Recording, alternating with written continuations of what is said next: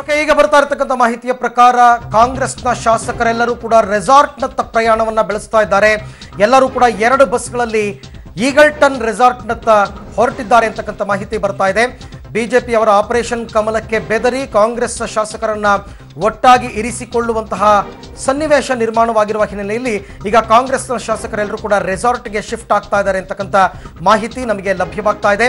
ವಿಧಾನಸೌಧಕ್ಕೆ national ಟ್ರಾವೆಲ್ಸ್ನ 2 bus ಈಗಾಗಲೇ ಬಂದಿದೆ. ಏಕಾಏಕಿ ಅವ್ರನ್ನ ಮನೆಗೆ ಹೋಗಿ ಲಗೇಜ್ ಪ್ಯಾಕ್ ಮಾಡ್ಕೊಂಡು ಬರೋದಕ್ಕೂ ಅವಕಾಶ ಕೊಡ್ತಾ ಇಲ್ಲ. ಯಾರ್ಯಾರು CLP ಸಭೆಗೆ ಬಂದಿದ್ರು ಎಲ್ಲರನ್ನೂ ಹಂಗೇನೆ ಬಸ್ ಹತ್ತಿಸಿ ಈಗಲ್ಟನ್ ರೆಸಾರ್ಟ್ಗೆ ಶಿಫ್ಟ್ ಮಾಡ್ತಾ ಇದ್ದಾರೆ. ಆ ದೃಶ್ಯಗಳನ್ನ ಕೂಡ ತಾವೀಗ ನೋಡ್ತಾ ಇದ್ದೀರಾ. ಕೆಲವೊಂದು ಶಾಸಕರು ಇದರಿಂದ ವಿನಾಯಿತಿಯನ್ನು ಪಡೆಯಬಹುದು. ಸೀನಿಯರ್ ಮೋಸ್ಟ್ ಅಂದರೆ ಯಾರ ಬಗ್ಗೆ ನಂಬಿಕೆ ಇದೆ ತುಂಬ, ಈಗ ಉದಾಹರಣೆಗೆ ಶ್ಯಾಮ್ನವರು, ಶಿವಶಂಕರಪ್ಪನವರು, ರಾಮಲಿಂಗಾರೆಡ್ಡಿ ಅವರು, ಇವರೆಲ್ಲರೂ ಕೂಡ ಹೋಗಿ ಬಂದು ಮಾಡ್ಬೋದೇ ಹೊರತು ಅಲ್ಲೇ ಇರಬೇಕು ಅಂತಕ್ಕಂಥ ರಿಸ್ಟ್ರಿಕ್ಷನ್ ಸಾಮಾನ್ಯವಾಗಿ ಯಾವಾಗಲೂ ಇರಲ್ಲ. ತುಂಬ ನಂಬಿಕೆ ಇರತಕ್ಕಂಥ ನಾಯಕರ ಮೇಲೆ.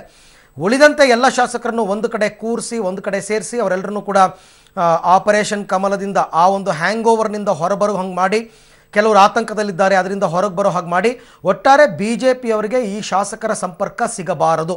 ಏಕೆಂದರೆ ಈಗಾಗಲೇ 4 ಜನ ಕೈ ಕೊಟ್ಟಿದ್ದಾರೆ. 4 ಜನ ಕೈ ಕೊಟ್ಟಿರ್ತಕ್ಕಂಥದ್ದು. 2 ಪಕ್ಷೇತರ ಶಾಸಕರು ಕೂಡ ತಮ್ಮ ಬೆಂಬಲ ವಾಪಸ್ ತೆಗೆದಿರೋದ್ರಿಂದ 4+2 ಅಂತ ಲೆಕ್ಕ ಹಾಕ್ಕೊಂಡ್ರೆ 120ರಲ್ಲಿ 6 ಹೋಗ್ಬಿಟ್ರೆ 114. ಅಂದರೆ ಒಂದೇ ಒಂದು ಒಬ್ಬ ಸ್ಥಾನ ಮಾತ್ರ ಇವರಿಗೆ ಜಾಸ್ತಿ ಇದೆ. ಹಾಗಾಗಿ ಇನ್ನೂ ಅದು ಕಡಿಮೆ ಆಗಿಬಿಟ್ರೆ ಕಷ್ಟ ಆಗುತ್ತೆ ಅನ್ನುವಂತಹ ಕಾರಣ. ಇದು ನಂಬರ್ ಗೇಮ್ ಅಷ್ಟೇ. ಇನ್ನೊಬ್ಬರು ಇಬ್ಬರು ಆ ಕಡೆ ಟರ್ನ್ ಆಗಿಬಿಟ್ರು ಕೂಡ ಬಹುಮತವನ್ನು ಕಳ್ಕೊಂಡು ಬಿಡ್ತಾರೆ. ಹಾಗಾಗಿ ಅಂಥ ಪರಿಸ್ಥಿತಿ ಬರಬಾರ್ದು, ನಿರ್ಮಾಣ ಆಗಬಾರ್ದು ಅನ್ನೋ ಕಾರಣಕ್ಕೋಸ್ಕರ ವಿಧಾನಸೌಧದ ಮೊಗಸಾಲೆಗೆ ನ್ಯಾಷನಲ್ ಟ್ರಾವೆಲ್ಸ್ನ 2 ಬಸ್ಗಳು ಈಗಾಗಲೇ ಆಗಮಿಸ್ತಾ ಇರತಕ್ಕಂಥ ದೃಶ್ಯವನ್ನು ತಾವು ನೋಡ್ತಾ ಇದ್ದೀರಾ. ಎಲ್ಲ ಶಾಸಕರನ್ನು ಕೂಡ ಸರಿಸುಮಾರು 80 ಜನ, ವಿಧಾನ ಪರಿಷತ್ ಸದಸ್ಯರು ಯಾರೂ ಕೂಡ ಹೋಗೋದಿಲ್ಲ. ಹಾಗೆಯೇ ಇನ್ನು MP ರಾಜ್ಯಸಭಾ ಸದಸ್ಯರೆಲ್ಲ ಬಂದಿರತಕ್ಕಂಥವರು ಕೂಡ ಹೋಗೋದಿಲ್ಲ. ಮೇಯ್ನ್ಲಿ MLA ವಿಧಾನ ಶಾಸಕರು, ಆ ಶಾಸಕರನ್ನ ಈಗ ಬಂದೋಬಸ್ತಾಗಿ ಇಟ್ಕೊಳ್ಳೋದಕ್ಕೆ ಓಕೆ, ಇದರ ಜವಾಬ್ದಾರಿಯನ್ನು ಅಂದರೆ ಇವರೆಲ್ಲರನ್ನೂ ಕಾಪಾಡಿಕೊಳ್ಳುವಂತಹ ಜವಾಬ್ದಾರಿಯನ್ನು DK ಶಿವಕುಮಾರ್ ಅವರಿಗೆ ವಹಿಸಿದಾರಂತೆ. Once again trouble shooter. Okay, ಅವರ DK ಶಿವಕುಮಾರ್ ಮತ್ತು DK ಸುರೇಶ್ ಅವರಿಬ್ಬರೇ ಇವಾಗ ಉಸ್ತುವಾರಿಯನ್ನು ವಹಿಸ್ಕೊಳ್ತಾರೆ. ಅವರದ್ದೇ ರೆಸಾರ್ಟ್, ಅವರ ಮಾಲೀಕತ್ವದ್ದೇ ರೆಸಾರ್ಟ್, ಅಲ್ಲಿ ಎಲ್ಲರನ್ನೂ ಕೂಡ ಇಟ್ಟುಕೊಳ್ಳುವಂತಹ ಕೆಲಸ ಇವಾಗ ನಡೆಯುತ್ತೆ.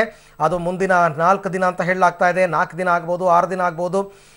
ಒಟ್ಟಾರೆ ಇವಾಗ ರೆಸಾರ್ಟ್ ವಾಸಕ್ಕೆ ಎಲ್ಲರೂ ಕೂಡ ರೆಡಿಯಾಗಿದ್ದಾರೆ. ಮತ್ತೊಮ್ಮೆ ಸರ್ಕಾರ ರಚನೆಯಾಗಿರ್ತಕ್ಕಂಥ ಸಂದರ್ಭದಲ್ಲೂ ಕೂಡ ಇವರು ರೆಸಾರ್ಟ್ಗೆ ಹೋಗಿದ್ದರು. ಚೆನ್ನೈ, ಅಲ್ಲಿಂದ ಹೈದರಾಬಾದ್, ಎಲ್ಲ ಕಡೆ ಓಡಾಡ್ಕೊಂಡು ಬಂದಿದ್ದರು. ಆಗಲೂ ಆಪರೇಷನ್ ಕಮಲದ ಭೀತಿ ಇತ್ತು. ಈಗ ಸರ್ಕಾರ ರಚನೆಯಾಗಿ 8 ತಿಂಗಳಾಗ್ತಾ ಬಂತು, ಇನ್ನೂ ಕೂಡ ಆಪರೇಷನ್ ಕಮಲದ ಭೀತಿ ಇವರನ್ನ ಬಿಟ್ಟಿಲ್ಲ. ಹಾಗಾಗಿ ಅಂದರೆ ಇದು ಮೊದಲೇ ತೀರ್ಮಾನ ಆಗಿತ್ತು, ಹೇಳಿರಲಿಲ್ಲ ಎಲ್ಲ ಶಾಸಕರಿಗೂ. CLP ಸಭೆಗೆ ಬಂದವ್ರನ್ನ ಹಂಗಿಂದಂಗೆ ಶಿಫ್ಟ್ ಮಾಡಿಬಿಡೋಣ ಅಂತಂದ್ಬಿಟ್ಟು ತೀರ್ಮಾನ ಆಗಿತ್ತು. ಹಾಗಾಗಿನೇ ಈಗ ಅಲ್ಲಿಗೆ ಬಸ್ನು ಕೂಡ ಕರೆಸ್ಬಿಟ್ಟಿದ್ದಾರೆ. ಒನ್ಸ್ ಅಗೇನ್ ಎಲ್ಲ ಅವ್ರವ್ರದ್ದೇ. ನ್ಯಾಷನಲ್ ಟ್ರಾವೆಲ್ಸ್ ಕೂಡ ಜಮೀರ್ ಅಹಮದ್ ಅವ್ರದ್ದೇ. ಇನ್ನು ಈಗಲ್ಟನ್ ರೆಸಾರ್ಟ್ DK ಶಿವಕುಮಾರ್ ಅವ್ರದ್ದು ಎಲ್ಲ ಅವ್ರವ್ರ ಕಡೆನೇ ಬಂದೋಬಸ್ತಾಗಿರಬೇಕು. ಯಾರನ್ನೇ 3ನೇ ವ್ಯಕ್ತಿಯನ್ನು ನಂಬಬಾರದು. ಆ ಲೆಕ್ಕಾಚಾರದಲ್ಲಿ ಈಗ ಎಲ್ಲ ಶಾಸಕರನ್ನು ಕೂಡ ರೆಸಾರ್ಟ್ಗೆ ಶಿಫ್ಟ್ ಮಾಡ್ತಾ ಇದ್ದಾರೆ. ಕಾಂಗ್ರೆಸ್ನಿಂದಲೂ ಶುರುವಾಗ್ತಾ ಇದೆ ಈಗ ರೆಸಾರ್ಟ್ ರಾಜಕೀಯ. ನ್ಯಾಷನಲ್ ಟ್ರಾವೆಲ್ಸ್ನ 2 ಬಸ್ಸು ಈಗಾಗಲೇ ವಿಧಾನಸೌಧದ ಆವರಣಕ್ಕೆ ಬಂದಿದೆ. ಆ ಬಸ್ನಲ್ಲಿ ಎಲ್ಲರೂ ಕೂಡ ಈಗ ಪ್ರಯಾಣವನ್ನು ಬೆಳೆಸ್ತಾರೆ. ನೋಡೋಣ ಮುಂದೇನಾಗುತ್ತೆ ಅಂತ ಮತ್ತಷ್ಟು ಮಾಹಿತಿನ ಕೊಡ್ತಾರೆ.